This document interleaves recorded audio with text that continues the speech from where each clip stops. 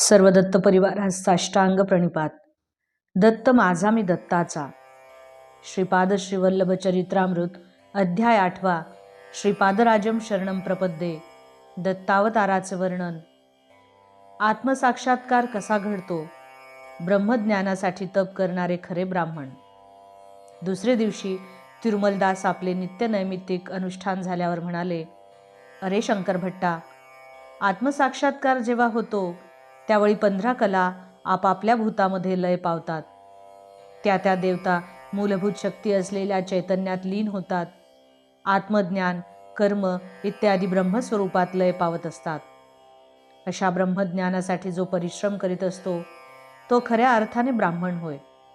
प्राण, विश्वास, आकाश, वायू, अग्नी, जल, भूमी, इंद्रिये, मन, अन्न, बल, विचार, मंत्र, कर्म, लोक, लोकातील विविध नावे, त्यांना 15 कला असे म्हणतात. श्रीपादप्रभू षोडश कलांनी परिपूर्ण असे परब्रह्मावतार आहेत. अन्न हेच मन होय. सात्विक अन्नाच्या सेवनाने मनाचे निर्मलत्व प्राप्त होते. विधात्याने प्रथम प्राणांची सृष्टी केली. प्राण म्हणजे संपूर्ण विश्वात विद्यमान असलेली प्राणशक्ती होय. त्या प्राणशक्तीस सूक्ष्मात्मा, हिरण्यगर्भ या नावाने सुद्धा संबोधले जाते. प्राणमय कोशामध्ये स्थित जीवधातू शक्तीला शक्ती शरीर असे म्हणतात. प्राणमय चैतन्यास संतुलितरित्या प्रवाहित केल्यास मनुष्यांच्या भौतिक दुःखांचे निवारण होते. मनुष्याचा स्थूल देह रोगी होण्यापूर्वी प्राणमय शरीर रोगग्रस्त होते. त्याच्यानंतर स्थूल शरीर रोगग्रस्त होते. सृष्टीच्या प्रारंभाचा निश्चय झाल्यावर पंचमहाभूतांचा आविर्भाव झाला. या पंचभूतांचे आकलन करण्यासाठी पंचेंद्रियांची रचना झाली. ह्यांचे संधान करून व्यवस्थित काम करण्यासाठी पंचेंद्रियाची योजना झाली.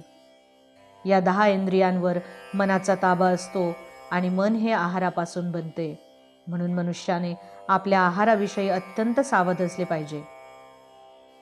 कारण आहाराच्या सूक्ष्म भागानेच सूक्ष्मांशाने मनातील भावना प्रगट होतात.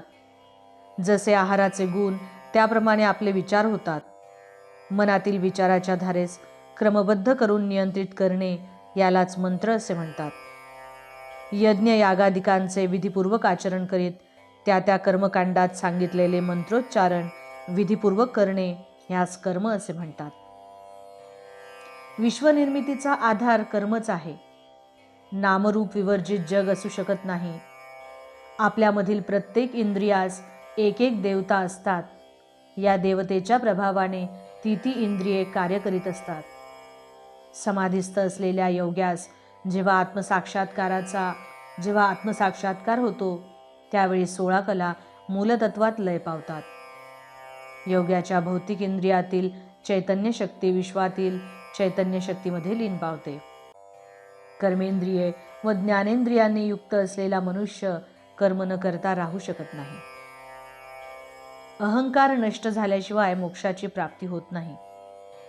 मनुष्याच्या अहंकारामुळेच कर्माचरण घडत असते. अहम म्हणजे मन आणि बुद्धी हे अज्ञानाच्या आवरणांनी आच्छादित झालेले अशुद्ध चैतन्यच होय. आत्मसाक्षात्कार झालेल्या योग्यास जन्मांतराचे कर्मफल शेष राहत नाही. अहंकार पूर्णपणे नामशेष झाल्याशिवाय आत्मसाक्षात्कार होत नाही.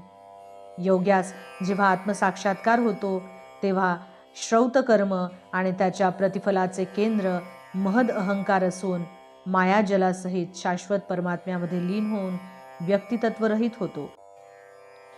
परमात्मा व्यक्तितत्वसहित शक्तिस्वरूप होऊन राहिला आहे.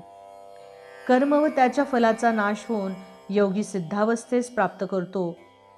जरी योगी कर्मफलाचे भोग स्थूल देहाने भोगत असला तरी देहाभिमान नसल्या कारणाने तो सतत मुक्तावस्थेत स्थिर असतो.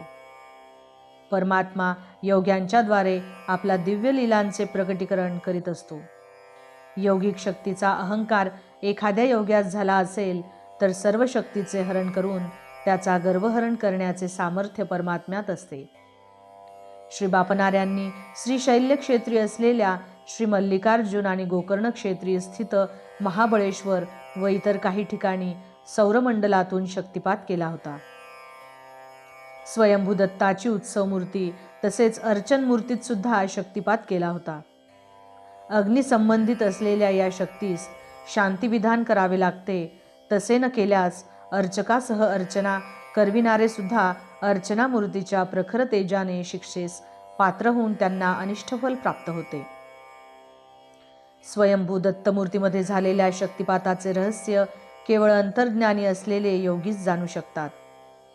श्रीशैल्य मल्लिकार्जुन स्थानी शक्तिपात हजारो लोक उपस्थित असताना श्री बापनाचार्यांच्या अर्धवयुत्वाने झाला होता.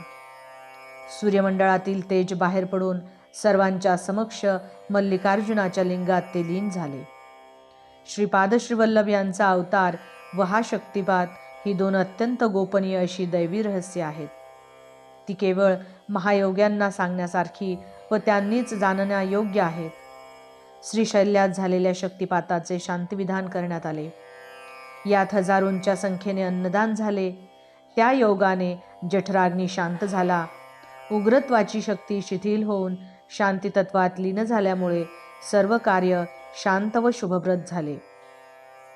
पिठापूर येथील स्वयंभू मूर्तीवर झालेल्या शक्तिपातास प्रत्यक्ष साक्ष व दाखला नसल्या कारणाने तेथे शांतिविधान किंवा अन्नदान झाले नाही. श्री बापनाऱ्यांनी अन्नदान करण्यास सुचविले असता पिठापुरातील ब्राह्मण पंडितांनी तर्कवितर्क करून श्री बापनाऱ्यांची सूचना फेटाळून लावली. श्रीपाद षोडशकला परिपूर्ण. काळ आपल्या गतीने चालला होता. श्रीपादांचे वय आता 2 वर्षाचे झाले. या 2 वर्षाच्या कालावधीत श्रीपादांनी आपण षोडशकलांनी परिपूर्ण असल्याचे अनेक बाललीलांद्वारे दाखवून या युगातील महाअवतार असल्याचे निदर्शनास आणले होते. वयाच्या 16व्या वर्षी श्रीपादप्रभूंनी पिठापूर सोडले. त्यानंतर ते 14 वर्षपर्यंत कुरवपूर व आणखी काही क्षेत्रात राहिले. परंतु त्यांची शरीरयष्टी 16 वर्षांच्या किशोराप्रमाणेच होती. श्री दत्तात्रेयांचे षोडश अवतार. 16 या संख्येस एक वैशिष्ट्य आहे. श्री दत्तात्रेयांनी पूर्वयुगात 16 अवतार धारण केले होते. ते असे: योगीराज, अत्रिवरद, दिगंबरावधूत, कालाग्निशमन, योगीजनवल्लभ, लीला विश्वंभर, सिद्धराज, ज्ञानसागर, विश्वंभरावधूत, मायामुक्तावधूत, आदिगुरु, संस्कारहीन शिवस्वरूप, देवदेव, दिगंबर, दत्तावधूत, श्यामकमल लोचन. श्री दत्तप्रभू भोग व मोक्षाचे दाते होते. त्यांची आराधना करण्यासाठी केवळ त्यांच्या पादुकांची आराधना केली असता पुरे. 4 वेद श्वानरूपाने त्यांच्या पादुकाजवळ साऱ्या अपवित्रतेस पवित्र करीत त्यांच्या चरणकमली पडून असतात. श्री दत्तात्रेयांच्या पवित्रतेची कल्पना करण्यास मानव तर काय, देवता व सप्तऋषी सुद्धा असमर्थ होत. युगांतरी जेव्हा वामनावतार झाला तेव्हा त्याचे समकालीन असलेले श्री वामदेव महर्षींचा सुद्धा जन्म झाला. त्यांच्या जन्मसमयी मातेच्या गर्भातून केवळ क्षीर बाहेर आले व 4 दिशांचे अवलोकन करून पुन्हा गर्भात निघून गेले. तेव्हा देवता व ऋषीगणांनी प्रार्थना केल्यावर श्री वामदेवांनी पुन्हा जन्म घेतला. ते जन्मतः शुद्ध ब्रह्मज्ञानी होते. त्याचप्रमाणे श्रीपादांच्या जन्मसमयी सुद्धा घडले. ते केवळ ज्योतिस्वरूप होते. याप्रमाणे 2 वेळा जन्म घेतल्याने ते आजन्म द्विज होते. ते संपूर्ण, अखंड, अनंत, अद्वैत, सच्चिदानंद घन असल्या कारणाने या अवतारात त्यांना गुरु अशी व्यक्ती नव्हती. वास्तवात ते त्रिमूर्तीचे संयुक्त रूप नसून त्रैमूर्तीच्या अतीत असलेले एक विशिष्ट तत्व होते. म्हणून त्या त्रैमूर्तीस अतीत असलेले चतुर्तत्व असल्याचे सुचवण्यासाठी त्यांनी चतुर्थीस अवतार घेतला. मातेच्या गर्भातून बाहेर येऊन पुन्हा गर्भस्थ झाले असता महायोगी, सिद्धपुरुष व देवतांच्या प्रार्थनेस प्रसन्न होऊन पुन्हा जन्मल्यामुळे ते आजन्म ब्रह्मज्ञान संपन्न होते. चित्रा नक्षत्राचा अधिपती अंगारक मंगळ आहे. तो ग्रह पापस्थानी असता सकल जीवराशीस अमंगलप्रद ठरतो. सकल अमंगळाचे हरण करून शुभमंगलत्व प्रदान करण्यासाठी प्रभूंनी चित्रा नक्षत्रामध्ये जन्म घेतला. चित्रा नक्षत्र असताना श्रीपादप्रभूंचे पूजन केल्यास विशेष फलप्रद ठरते. श्रीपादप्रभू साक्षात धर्मशास्त्रे आहेत. ते हरिहरात्मज श्री अय्यप्पा स्वामी असल्याचे सुचवण्यासाठी त्यांनी तुळ राशीमध्ये जन्म घेतला. ते जाणत नाहीत असे धर्मशास्त्रच नाही. धर्मसंकटात सापडलेल्या मनुष्याने त्यांची प्रार्थना केल्यास त्यास धर्म पथप्रदर्शनाचा लाभ होतो. सूर्य हा ग्रहांचा अधिपती आहे. सिंह लग्नामध्ये जन्म घेतल्यामुळे ते सकल विश्वाचे नाथ व दरबार भरण्यासाठी जन्म घेतलेले जणू काही चक्रवर्तीच आहेत असे सूचित होते.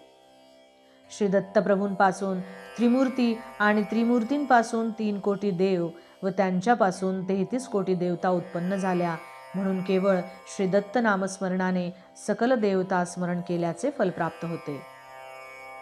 श्री दत्तप्रभूंच्या ब्रह्ममुखास ऋषी पूजन करावे. विष्णुमुखास श्री सत्यनारायण व्रत व विष्णू सहस्त्रनामाचे पूजन करावे. त्यांच्या रुद्रमुखास रुद्राभिषेकाने अभिसिंचन करावे. श्री दत्तप्रभूंच्या ब्रह्ममुखाच्या जिव्हेवर सरस्वतीचा निवास आहे. विष्णुमुखाच्या वक्षस्थळी लक्ष्मीचा वास आहे. रुद्रमुखाच्या वामभागी गौरीचा वास आहे. सृष्टीतील सकल स्त्री देवता शक्ती श्रीपादांच्या वामभागी व पुरुष देवता शक्ती दक्षिण भागी विराजमान आहेत. तिरुपतीमधील सप्तगिरीवर अवतरलेले श्री व्यंकटेश्वर स्वामी हे साक्षात श्री दत्तप्रभूच. वेंग कार हे अमृत बीज व कट हे ऐश्वर्य बीज होय, म्हणून श्री व्यंकटेश्वर हे अमृत व ऐश्वर्याचे प्रदाते आहेत. वेंग म्हणजे पाप व कट म्हणजे खंडन करणारा किंवा हरण करणारा असा अर्थ आहे. श्री व्यंकटेश्वर आणि श्रीपाद शिवल्लभ खरे पाहता एकच असून अभिन्न आहेत. तेव्हा मी म्हणालो, हे तिरुमलदास, पूर्वी वर्णाश्रम धर्म काटेकोरपणे पालन करावा असे विद्वज्जनांचे म्हणणे होते, परंतु श्रीपादप्रभूंचे मत याच्या विरुद्ध होते असे मला वाटते. तर माझ्या या शंकेचे समाधान करावे अशी विनंती. ब्राह्मणांचे लक्षण. यावर तिरुमलदास म्हणाले, अरे ब्राह्मणाने ब्रह्मज्ञानाच्या अन्वेषात जीवन घालवले तरच तो सद्ब्राह्मण म्हणवला जातो.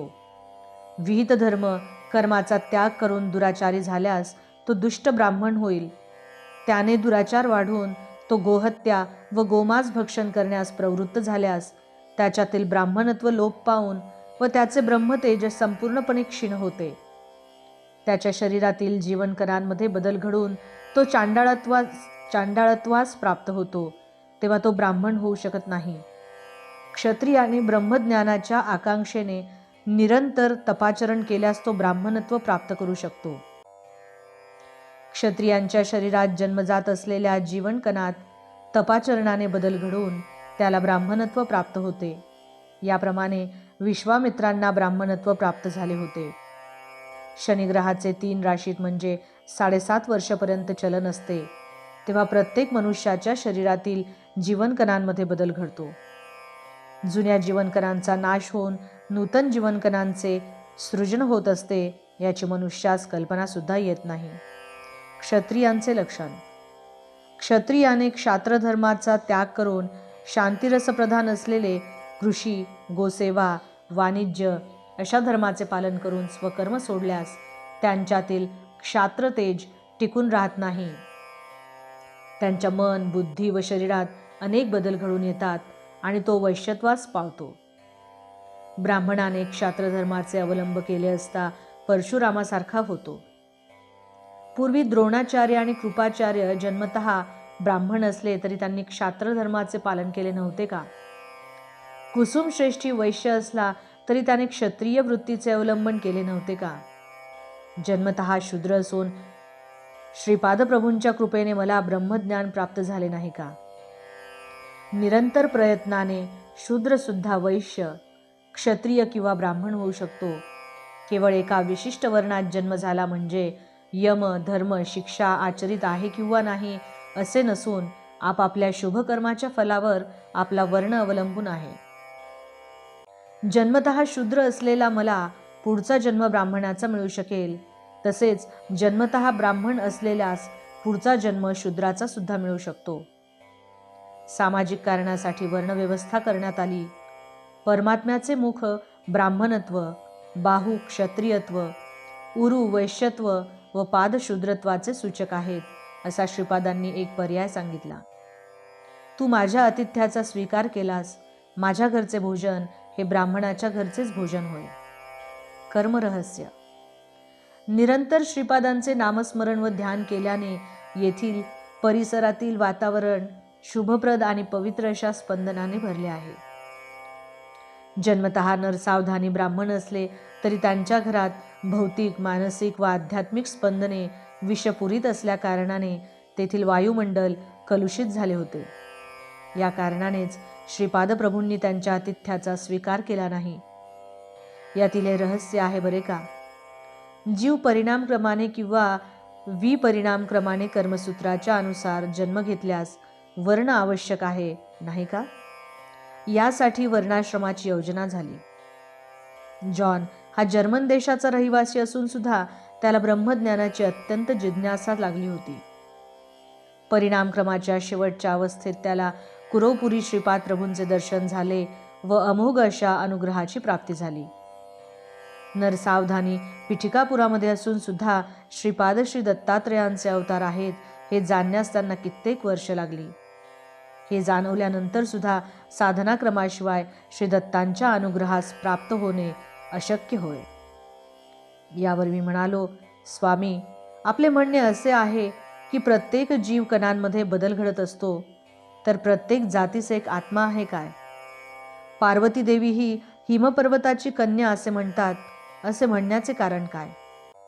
यावर तिरुमलदास म्हणाले, प्रत्येक जातीस एक आत्मा असतो, तो शक्ती स्वरूपात असतो. ती शक्ती दिव्यात्मा असल्या श्री दत्तप्रभूंच्या मधून बाहेर आलेली आहे. सदैव या शक्तीचा संबंध परमात्म्याशी असल्या कारणाने ती महाशक्ती होय. जात या शब्दाचा अर्थ तू जो समजतोस तसा नाही. जिवंत व्यक्तीमध्ये जसे चैतन्यवंत असे जीवकण असतात असा आहे. त्याचप्रमाणे सामूहिक सांघिक व्यक्तितत्वामध्ये असलेले प्रत्येक व्यक्तीचे शक्ती सामर्थ्य गुणगण अंतर्लीन होऊन असतात. तसेच प्रत्येक गावास, प्रत्येक शहरास, प्रत्येक राष्ट्रास एक आत्मा असतो. आपण राहतो त्या भूमीस सुद्धा आत्मा आहे. भूमीची जी अधिष्ठान देवता तीस आपण भूमाता असे म्हणतो. तिच्यातील आत्म्याचे परमात्म्याचे अंश असल्या कारणाने ती मानसिक संबंध असलेली महाशक्ती आहे. तसेच हिमपर्वताच्या ठाई अधिष्ठित असलेल्या देवता शक्तीस हिमवंत असे संबोधित करतो. त्या हिमवंताची पुत्री हेमवती होय. सर्वसाक्षी सूर्य भगवानांचे पुत्र यमधर्म असे मानल्यास जीवराशीच्या शुभाशुभ कर्मानुसार न्याय करून पाप्यांना शिक्षा करणारी देवता शक्ती आहे असा अर्थ होतो. जगातील सारे प्राणी मात्र आपापले कार्य करण्यासाठी सूर्यापासून ऊर्जा प्राप्त करतात. आकाशात विराजमान असलेले सूर्यबिंब केवळ व त्यांच्यात अधिष्ठित असलेले देवता स्वरूप देवतात्मा वेगळे श्रीपाद वल्लभ वयाच्या 30व्या वर्षी गुप्त होतील असे मी तुला सांगितले होते. ते अनंत कोटी ब्रह्मांडात असलेल्या अणुरेणूमध्ये विलीन होतील. ते सर्वांतर्यामी आहेत ना. पुन्हा विलीन होणे म्हणजे काय असा तू प्रश्न विचारू शकतोस. ते सर्वांतर्यामी असले तरी त्याच्या शक्तीच्या प्रभावापासून थोड्या अंतरावर कोट्यावधी ब्रह्मांडे आहेत. त्या ब्रह्मांडातील परिभ्रमणांचे व्यवस्थीकरण करण्याच्या उद्देशाने त्यांच्या शक्तिप्रभावाने त्या ब्रह्मांडास आपल्याजवळ आकर्षित करतात.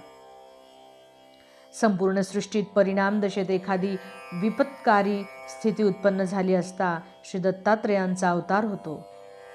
चुंबक लोहाचे आकर्षण करते, परंतु लोहावर मालिन्य असल्यास चुंबकाचे आकर्षण करण्याची शक्ती अत्यंत बलहीन होते. मलिनत्वास नाहीसे करून सृष्टीतील प्रत्येक अणूचे आकर्षण करून विश्व परिणामास नूतन दिशा देण्याचा संकल्प जेव्हा होतो त्यावेळेस मात्र असे अवतार होतात. अहिल्यादी 5 नावाचे विवरण. तेव्हा मी म्हणालो, स्वामी, अहिल्या, द्रौपदी, सीता, तारा, मंदोदरी तथा पंचकमना स्मरे नित्यम महापातकनाशनम असे म्हणतात. हा विषय मला सुलभ रीतीने समजत नाही, म्हणून याचे विवरण करावे ही प्रार्थना. तिरुमलदास यावर म्हणाले, अहिल्येवर इंद्र मोहित झाला होता व तिला प्राप्त करण्यासाठी त्याने मायेचा उपयोग केला. कुकुट रूप धारण करून त्याने बांग दिली. पहाट झाली असे समजून गौतम ऋषी अनुष्ठानास बाहेर गेले. पतिव्रता असल्या कारणाने इंद्र अहिल्येस स्पर्श करू शकत नव्हता. इंद्र देवता देवशक्ती संपन्न असल्या कारणाने त्याने मायेची अहिल्या उत्पन्न करून त्या मायेच्या अहिल्येशी समागम केला. माया अहिल्येच्या शरीरातील जीवाणू इंद्राच्या तीव्र अशा इच्छेमुळे उत्पन्न झाली होती. माया अहिल्या व इंद्र समागमी असता गौतमाने पाहिले व क्रोधित होऊन त्या दोघांस शाप दिला. अहिल्या म्हणाली, हे मुनिवरा, आपण हे काय केले? अध्यात्मात अहिल्या गौतमापेक्षा उच्च स्तरावर होती. अहिल्येच्या शापामुळे गौतम ऋषी 12 वर्षपर्यंत भ्रमिष्ट होऊन तदनंतर शिवार्चना करून स्वस्थ झाले. अहिल्येची मनशक्ती जड झाल्याने तिचे शरीर पण जडत्व पाहून शिळा झाली. श्रीरामांच्या चरणधुळीने अहिल्येचे शापविमोचन झाले, म्हणून अहिल्या परमपवित्र आहे असे जाण. शापग्रस्त झालेला इंद्र पंचपांडव म्हणून जन्मास आला. 5 रूप 5 मन असले तरी त्यास आधारभूत असलेला आत्मा एकच. हा एक विचित्र असा विषय आहे. शचीदेवीचा आविर्भाव यज्ञकुंडात द्रौपदीच्या रूपाने झाला. ती अयोनिजा आहे.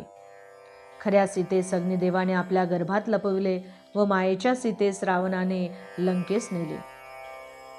अग्निप्रवेश केल्यावर मायेची सीता गुप्त झाली व खरी सीता बाहेर आली, म्हणून सीता महापतिव्रता आहे असे जाण.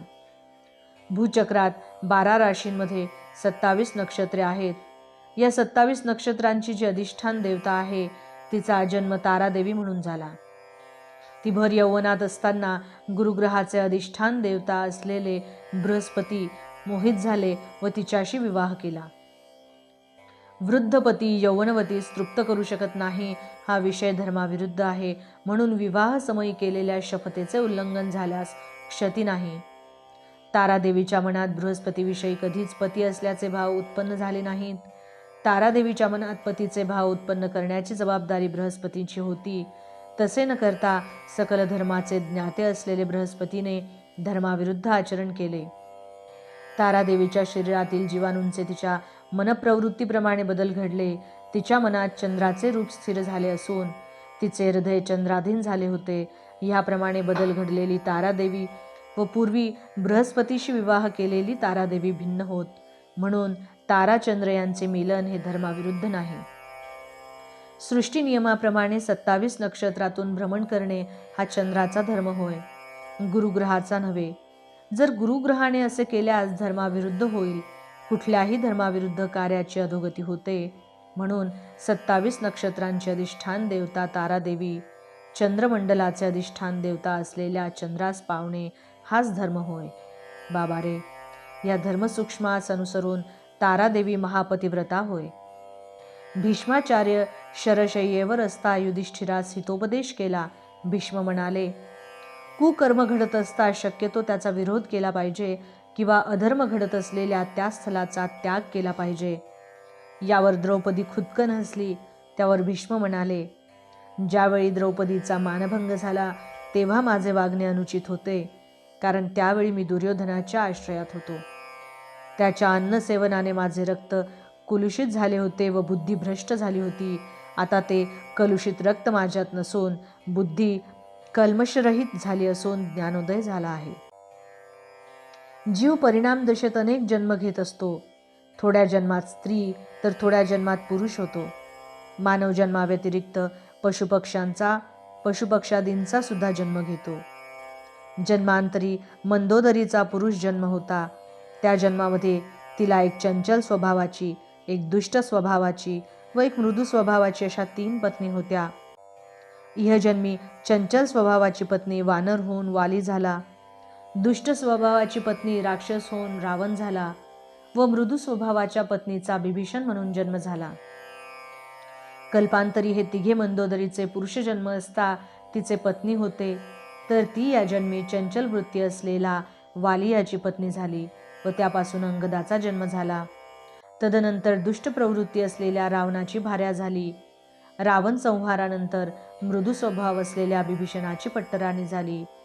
तर वालीची पत्नी असताना, रावणाची पत्नी असताना व बिभीषणाची पत्नी असताना तिच्यातील जीवाणू भिन्न होते, म्हणून मंदोदरी सुद्धा महापतिव्रता होय. तेव्हा मी म्हणालो, स्वामी, स्त्रीस एकच पती किंवा पुरुष एकपत्नीव्रत असला पाहिजे असे म्हणतात, तर बहुभार्या किंवा बहुभर्तृत्व निंदनीय आहे ना. कर्मचक्राचा परिणाम. तिरुमलदास म्हणाले, तुझे म्हणणे खरे आहे.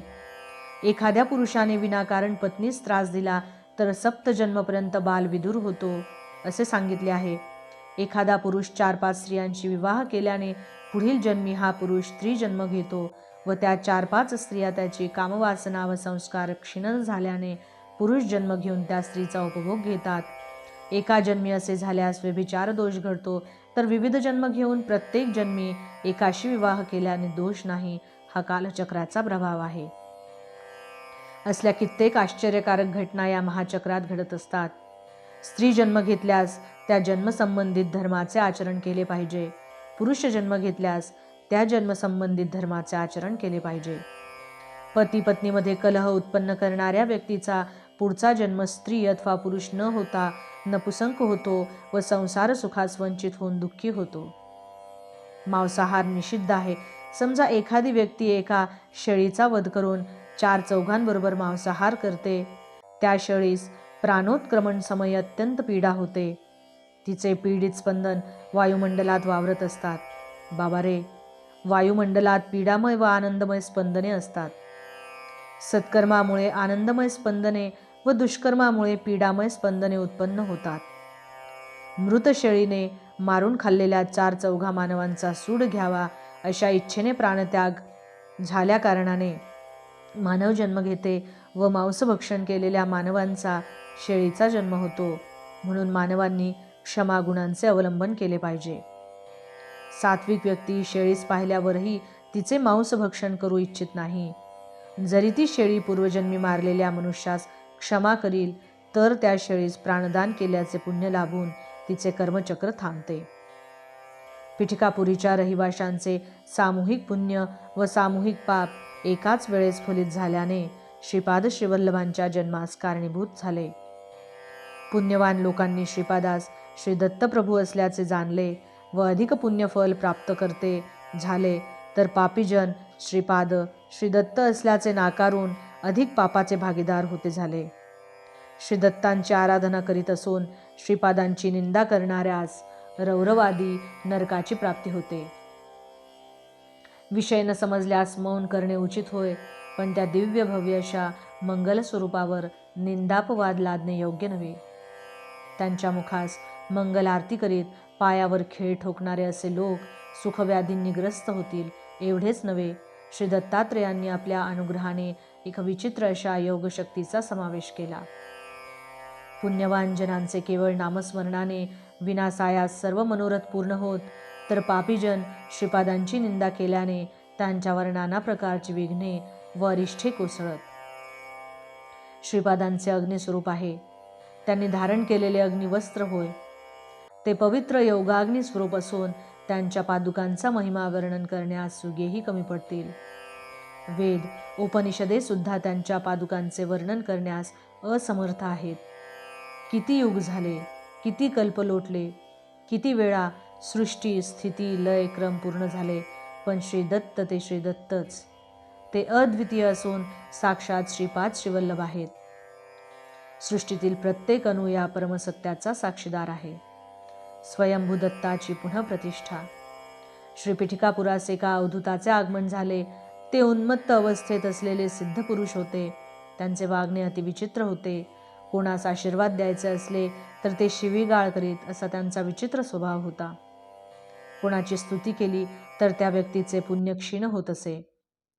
पिठिकापूरवासियांनी त्या सिद्धास स्वयंभू दत्त कुठे आहेत असे विचारले, तेव्हा ते सिद्ध पुरुष म्हणाले की श्री दत्त सकल पुण्यक्षेत्रात स्नान करून सध्या एका नदीत आहेत. भक्तांनी खूप शोधावयाचा प्रयत्न केल्यावर एका नदीत स्वयंभू श्री दत्ताची मूर्ती सापडली. एका शुभ मुहूर्तावर त्या मूर्तीची पुनः प्रतिष्ठा सर्व मंगलप्रद अशा सुमती महाराणी व ब्रह्मतेज असलेले श्री अप्पल राजशर्मा यांनी केली. त्या महोत्सवाचे अर्ध्वयू श्री बापणार्या होते. विद्यारण्यांचे प्राकट्य. मंदिरात मूर्तीची पुनः प्रतिष्ठा झालेल्या दिवशी श्री बापणार्यांनी त्या सिद्ध पुरुषास आपल्या घरी भिक्षेस येण्याची विनंती केली.